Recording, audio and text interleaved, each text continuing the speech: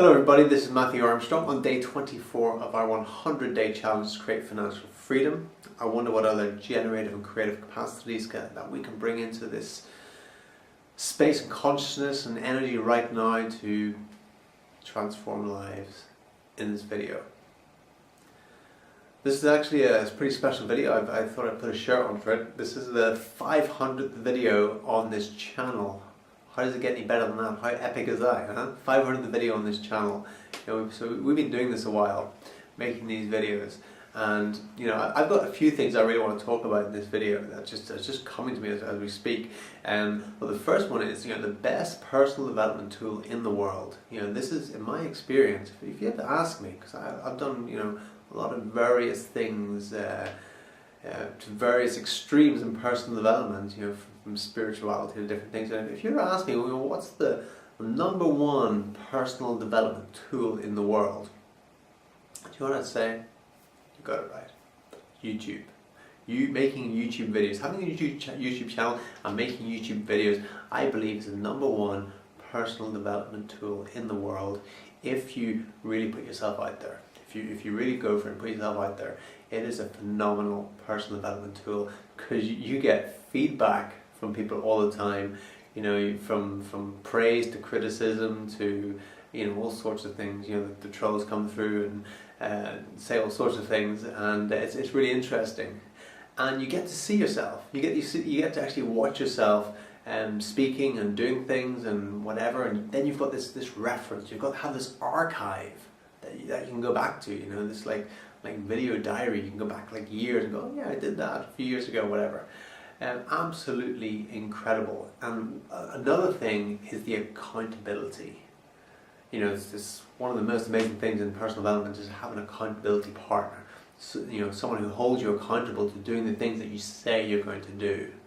And with YouTube, you've got a whole load of accountability partners. All these people around the world who are holding you accountable. Some people just wishing you'd fail. They're going, oh, please, I'll switch on my computer and I'll just go back for my horrible job. I'm just going to, is he still doing it? Has he failed?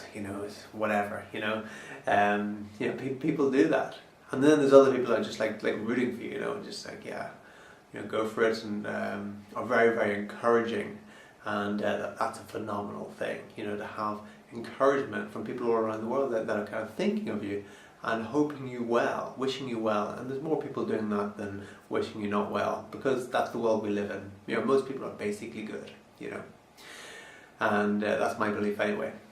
So you got to get yourself out of your comfort zone. Standing up in front of a camera and making videos, you got to just get yourself out of your comfort zone, and you have to aim to do things better each and every time. Because some of the things I see some people's channels, and you look at their video 1 and you look at their video 100, and they're not much different in it.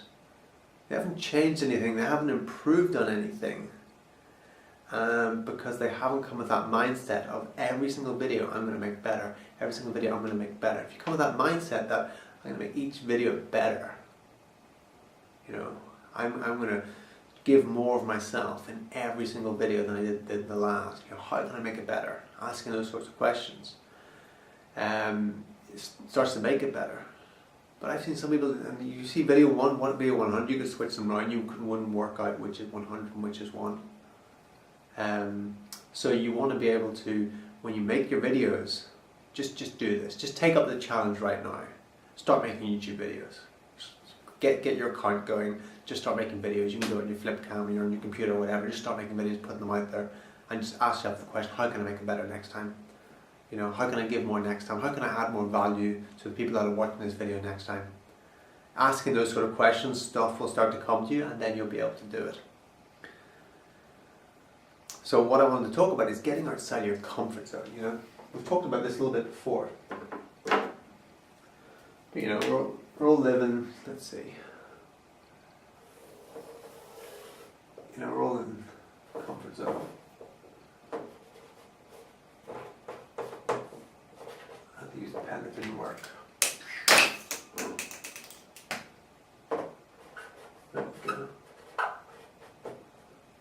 So in here is our comfort zone, and everything in here is we're just kind of comfortable with, we're okay with, we're like, yeah, you know, we don't feel too much stress about that, no resistance, we're just kind of cool with what's in here. What's outside of here is all the stuff we really want, all the stuff that's going to bring us the real fulfillment, all the stuff that's like kind of excites us and enthusiasms us, our vision for our life. All that stuff lies outside our comfort zone. All that stuff's outside. So we have to actually go outside of here to get more of this. Although this just looks like kind of squiggles and doesn't look so appealing, but these squiggles mean something. These squiggles are your vision, right? So to expand your comfort zone, you have to step outside it. But to step outside your comfort zone, you feel uncomfortable because it's your comfort zone, right? So when you step outside it, you feel uncomfortable because you're stepping into the unknown. You're doing things that you may never have done before, things that might scare you. You're stepping into places where you have fears around various things. And it could be easy to think that I shouldn't be out there. I need to come back in here where it's comfortable, it's nice, yeah, I'm happy here. And you go, this is what the secret and the law of attraction, all that, it has a lot to answer for here. Because I love The Secret, by the way. I think I said in the previous video, I watched it like 26 times in a row or something, and I bought loads of copies and sold loads of copies and told loads of people about it. I was like preaching it, like the Bible for a while. But it's got a lot to answer for. In a lot of people get the wrong idea. It starts people on the path. A lot of people who might have had the blinkers on before, starts them on the path, but if they never carry on and step on to the next stage to the path, then there's things that they miss in it. And one of the things that is they think, well, I just got to feel good, I just got to feel joy. And if I feel good and I feel joy, then everything I want will come to me. And it's a nice idea. So then when they actually step outside their comfort zone, like up here, and then I'm not feeling good, I'm not feeling joy, this mustn't be for me. And then they come back into the comfort zone, right? But no, that's not right. That they've misunderstood the secret. They've misunderstood the law of attraction, because it goes deeper than that. It goes deeper than the sort of, I don't know, the surface teaching that most people have received from it. So sometimes it's good to not feel good, if you know what I mean. Sometimes it's good to feel afraid. Sometimes it's good to feel not to be enjoyed. Sometimes it's good to not feel good because we're stepping outside our comfort zone, we're not comfortable with it. But if we know it's good for us, even if it doesn't feel good, but we know it's good for us, it's what I call a level 3 experience. There's 4 classes of experience. There's the first class of experience. I don't even know I'm going to talk about this, but let's do it anyway. So the first class of experience, class 1, is things that feel good. Yeah, class 1 experience is things that feel good, are good for us, are good for others,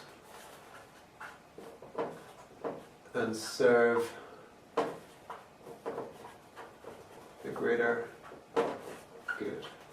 That's a class 1 experience.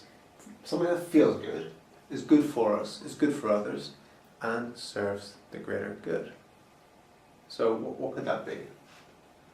Well, for me, a class 1 experience is making this video.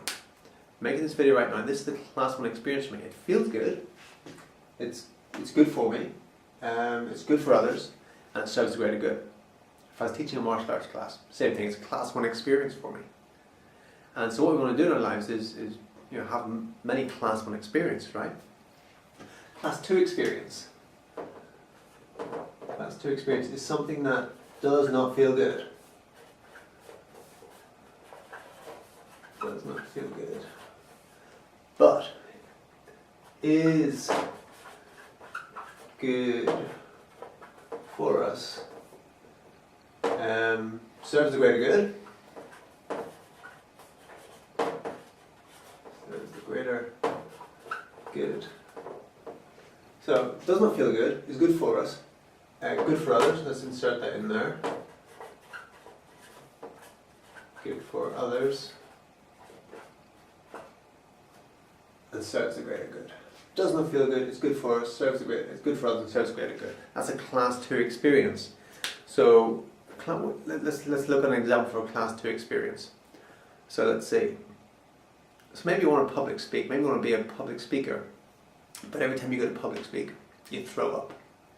That happens to some people. I used to be, worried about public speaking. I used to get stressed about it. It was one of the things that I wanted to overcome, a fear I wanted to overcome, because I wanted to enjoy it. I saw other people doing it, and I thought, I can see the value they're providing with it, and I can see the impact they're having, I can see that they're actually enjoying and they're fulfilled from it. So it's something I wanted to do, but I saw this big gap. I thought, there's no way I can do that, I don't have the skills, all these limiting beliefs. I don't have the communication skills, I don't have the knowledge, I don't have the confidence, I don't have the just the ability just to speak without stopping and not tie up my words and that sort of stuff. I just have many limiting beliefs around communicating to, especially to audiences. Oh, I'm an introvert, I can only speak to one person at a time, I can't speak to a group of people. All these limiting beliefs,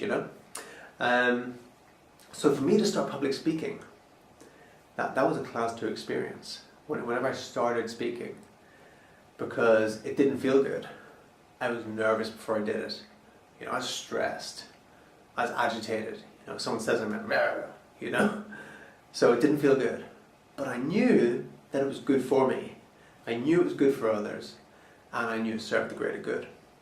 So it was a class 2 experience. But what happened was I did it enough times. It's like getting outside your comfort zone. You start doing it enough times, this thing, you do it enough times, and suddenly your comfort zone goes and it expands. Your comfort zone's then bigger, so you can handle more things. You do something enough times, boom, your comfort zone expands, and you get more comfortable. So what we want to do in life is do more class 2 experiences. Do more of these. Do more class 2 experiences. Because eventually you do enough class 2 experiences that become class 1 experiences. And class 1 experiences are great because they feel good, they're good for us, they're good for us, and serve the greater good, So we want to be doing lots of these, but to do lots of these, we need to do lots of these. Right? 2 and 1 go together. And we do lots of these and they become these. Right? Class 2 experiences become class 1 experiences after a while of doing them, and our comfort zone expands, and the size of our comfort zone is relative to the quality of our lives. The bigger our comfort zone, the higher quality of life we will live. So class 3 experience. Class 3 experience is something that feels good. Right? Feels good, at least in the moment. Is not good for us. Is not good for us. Is not good for others.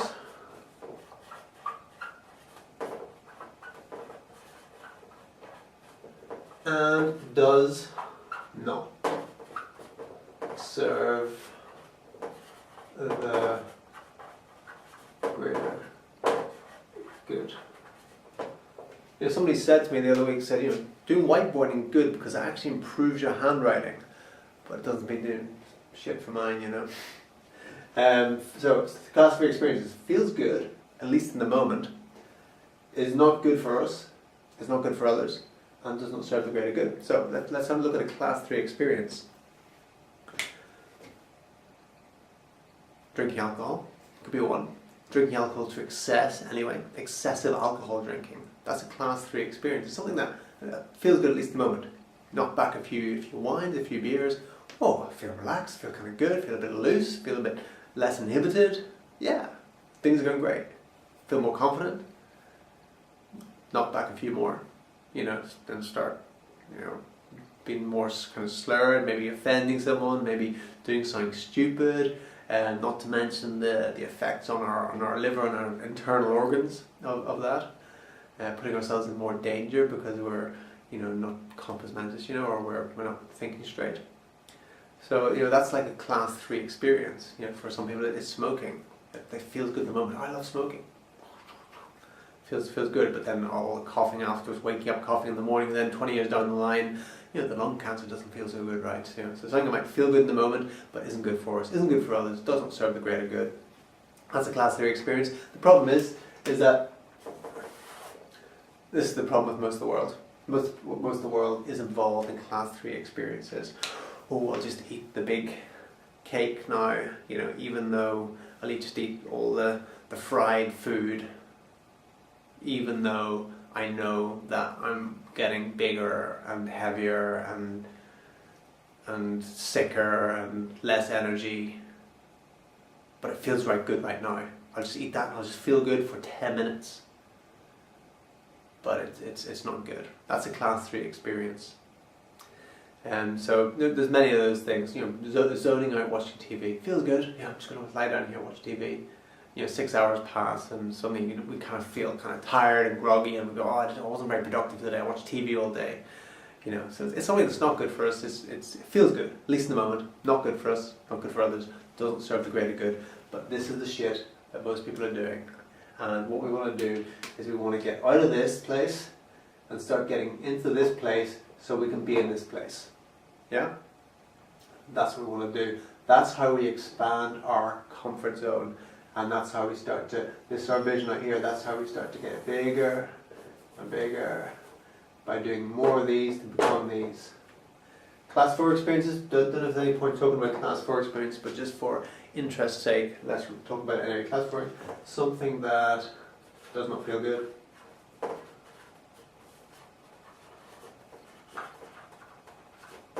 Is not good for us.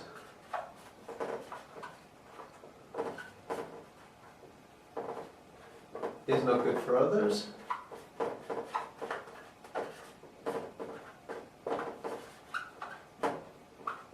And does not serve the greater good. Right. Something, class 4 experience, something that does not feel good, is not good for us, is not good for others, and does not serve the greater good. What could possibly be a class 4 experience, and why would anyone in the right mind want to do it? Well, there's a clue. When people do class 4 experiences, they're not actually in their right mind. You know, class 4 experiences can be, I suppose it could be self-harming, you know, or it could be just completely sabotaging everything, you know, just being in a very negative state, an angry state or something, or just sabotaging our success, or, you know, just ruining something that we've created or something like that. That can be a class 4 experience, but it generally comes from a place when we're not in our right mind, we're unbalanced, and that's what we can get involved in class 4 experiences. But yeah, you know, very few people are involved in these much. Class 3 experience is sleeping in. That's how I found class 3. It kind of feels good. I just sleep in another while longer. You know, even though you've slept all you need, I'll sleep in a little while longer. Feels good at the moment, you know. But again, we feel much better if we get up when we know we need to get up. So yeah, there's the 4 classes of experience. That's how you expand your comfort zone, by doing more class 2 experiences so they become class 1 experiences, and then we just kind of feel good all the time. And you know, don't get caught in that trap of, if it doesn't feel good, then we shouldn't be doing it. That's rubbish. That actually keeps us, often that keeps us in our comfort zone, and that stops us from expanding and from growing. We need to step out of our comfort zone, do what we need to do. And right now you might want to just, you know, get your YouTube account going, set up that video, and just start making videos. It is the ultimate personal development tool, and it's free to use, free to do. You get the best accountability partners in the world. You know, that's you. Thank you. And it's an awesome thing to do. And you can actually make money from it as well. You know, like we generate quite a decent income from this YouTube channel. So it's a pretty cool thing to do if you want to create an income, if you want to do it for your business or whatever. You know, amazing personal development tool is making these YouTube videos. So when would now be a good time to step out of your comfort zone and start making YouTube videos? Do a challenge, 90-day challenge, 100-day challenge. If you're on our team, you know you need to be making videos. You know, if you're in our Empower Network team, you know you need to be making videos. That's what's going to set you apart. You know, that's what's going to make you step up, and that's what's going to make you the leader that you know you need to be. And if you haven't joined our team yet, click on the link below, put in your details, watch an amazing video, get on board. We're in the process of creating financial freedom for many people this year, and if you want to be one of them, then click the link below. It's been fun doing this video, video 500, and yeah, remember that one. Okay, see you soon.